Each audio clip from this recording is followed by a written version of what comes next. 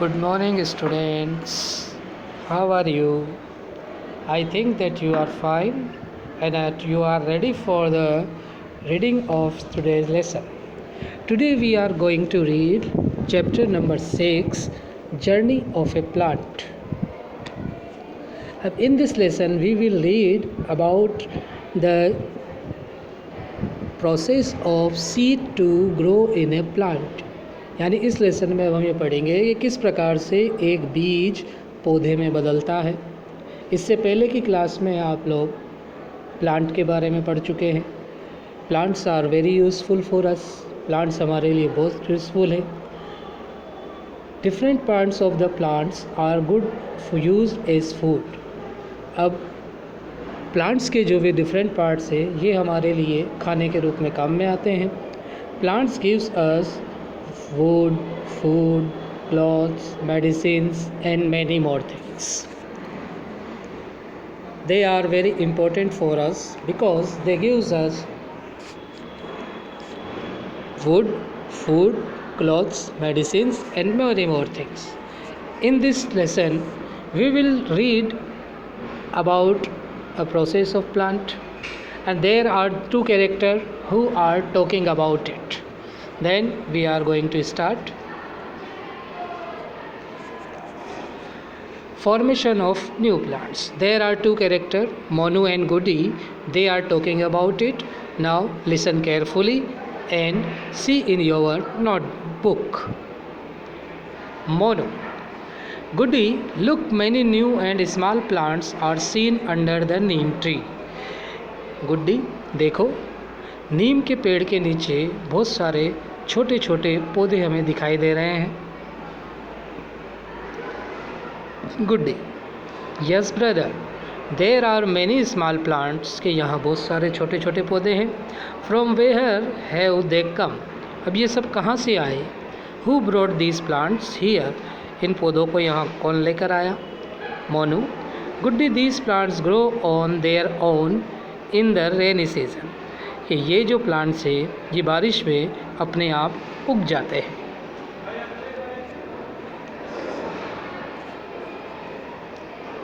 Guddi, brother, I have uprooted one of this plants, look what is seen in it, कि भाई देखो, गुड्डी कह रही है कि भाई मैं एक पौधा उखाड़ कर लाई हूँ, देखो इसमें क्या है, इसमें क्या दिख रहा है। Mono, Guddi, this is a chick pea plant, ये चने का पौधा है। And we can see its root coming out of the seed from, और हम इसमें से, इसकी जड़ों में से जो ये छोटे छोटे तंतु निकल रहे हैं उन्हें देख रहे हैं डाउनवर्ड साइड, नीचे की ओर। The entire plant is formed from this root only, और ये सारे जो प्लांट हैं ये कहाँ से निकल बनते हैं, ये सभी जड़ों से बनते हैं।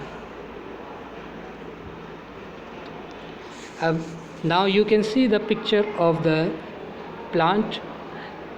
First of all we grow a seed, then seed grow big and then root come out, then root come out, after the stem come out, stem बाद so many roots come out, after that a plant leaves are come out from the earth. You can see in this picture the process of seed till the plant. अब now we will read about germination of plants. Germination का मतलब ये है कि पौधा, जो बीज होते हैं, इन बीज में पौधा कैसे बनना शुरू होता है, इनमें किस प्रकार से अंकुरित होते हैं, इसके बारे में हम देखेंगे। One day Guddi's mother shopped green gram, एक बार उसकी माँ सूखे हुए गीले ग्राम लेकर आई, विद बीन्स, और उसके अलावा उसमें मूंग के बीन्स भी थे और चिक पी ग्रेन भी थे। And in water and tied them in a cotton cloth, और उन्हें पानी में गीला कर रखा था और उनको कॉटन के कपड़े में बांध रखा था। The next morning when she took out the gram, अगली सुबह जब उसने ग्राम बाहर निकाले, बीन्स और ग्रेन्स को, गुड्डी आस्क्ड हर मदर, तो गुड्डी ने अपनी माँ से पूछा, Guddi, mother, what is this thread like white outgrowth emerging from inside the green gram, कि इन ग्राम के अंदर से, इन चनों के अंदर से छोटे छोटे धागे के जैसे तंतु कैसे निकल रहे हैं। तो मदर ने कहा, mother this is its root, कि ये इसकी जड़ें हैं। Afterwards the entire plant is formed from this root only, कि इनके बाद ही पूरा पौधा बनता है, और this is known as germination, और इसी को जर्मिनेशन कहा जाता है। जर्मिनेशन का मतलब होता है अंकुरण। अब यहाँ पर विभिन्न प्रकार के पौधों बीजों के अंदर विभिन्न प्रकार के अंकुरण दिखाई दे रहे हैं।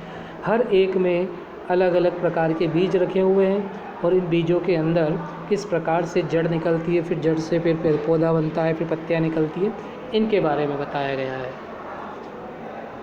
Plants that grow without seeds. अब कुछ पौधे ऐसे भी होते हैं जो बिना बीज के उग जाते हैं, उनके लिए बीज लगाने की ज़रूरत नहीं होती है। जैसे कि during summer season you must have seen sprouts on the surface of potatoes keeped in your home, कि गर्मी के मौसम में क्या होता है कि हम बाज़ार से जो आलू रहते हैं, यदि वो ज़्यादा दिन तक पड़े रहते हैं तो उनमें छोटे छोटे तंतु निकल आते हैं। अब ऐसा क्यों होता है? क्योंकि जब ज़्यादा दिन तक पड़े रहते हैं तो इनमें गर्मी की वजह से इनमें अंकुरण हो जाता है और इनमें जड़ें निकल जाती हैं। इफ़ वी बरी this potato in a pot containing soil, a potato plant will grow from it. अब यदि हम उस आलू को जो हमारे घर पे रखा हुआ है, जिसमें छोटे छोटे तंतु निकल आए हैं, यदि हम उसको मिट्टी के अंदर दबा देंगे तो वो एक पौधे के रूप में परिवर्तित हो जाएगा।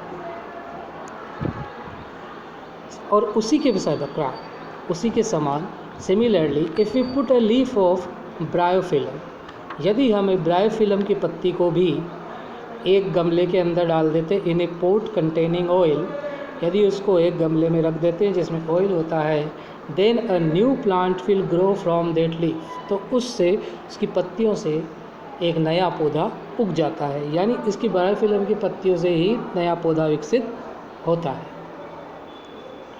इसके भी बीज की ज़रूरत नहीं पड़ती। अब आता है ग्राफ्टिंग। ग्राफ्टिंग का मतलब होता है किसी पेड़ की टहनी को काटकर उसे गमले में लगा देते हैं, जिससे नया पौधा बन जाता है। जैसे आपने देखा होगा कि गुलाब को अक्सर जब किसी को लगाना होता है तो पौधा नहीं लाते, उसके किसी की एक टहनी तोड़कर लाकर उसे अच्छे से काट पीट कर उसे लगा देते हैं। Some plants are such that if their twigs are cut and planted in the soil, then sometimes later a new plant emerges from it. It is called grafting. यानी किसी पौधे का कोई टहनी हम उसके लेकर आ जाते हैं और उसको मिट्टी में लगा देते हैं, और उसके बाद उसमें एक नया पौधा उत्पन्न हो जाता है, तो उसको हम ग्राफ्टिंग कहते हैं। उदाहरण के तौर पर हम देख सकते हैं rose, money plant, jasmine, many moss. अब dispersal of seed. Dispersal of seed का मतलब होता है बीज का बिखेरना, यानी बीज का फैलना। Seed scatters in different places with high speed wind. Seed जो है अलग अलग जगहों पर हवा की वजह से, जब तेज़ हवा भी चलती है तो उसकी वजह से बिखर जाते हैं। दे फ्लो विथ वाटर और they may stick on the beak of the birds and body of the animals. अब ये क्या होते हैं कि जब ये पानी के साथ बहकर जाते हैं या कभी किसी पक्षी की या जानवर के शरीर पर चिपक जाते हैं या पक्षी की चोंच पर चिपक जाते हैं या हवा की वजह से ये कहीं एक जगह से दूसरी जगह पर चले जाते हैं, इसी को डिस्पर्सल ऑफ सीड्स कहा जाता है। This phenomenon of scattering of seeds in known as dispersal.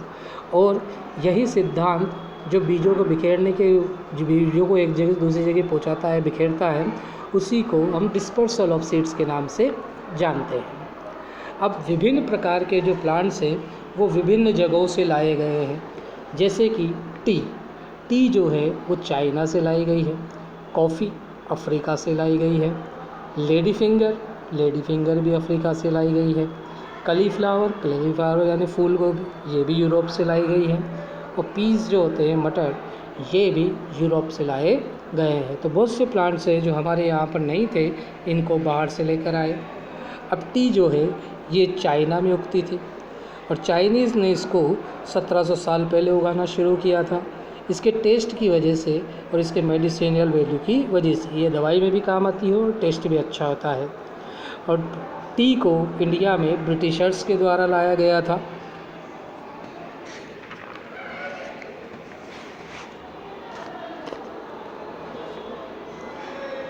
अब इन 1807 में लैंटाना प्लांट जो है ये साउथ अमेरिका से लाया गया था और इसे कलकत्ता के फ्लावर गार्डन में उगाया गया था।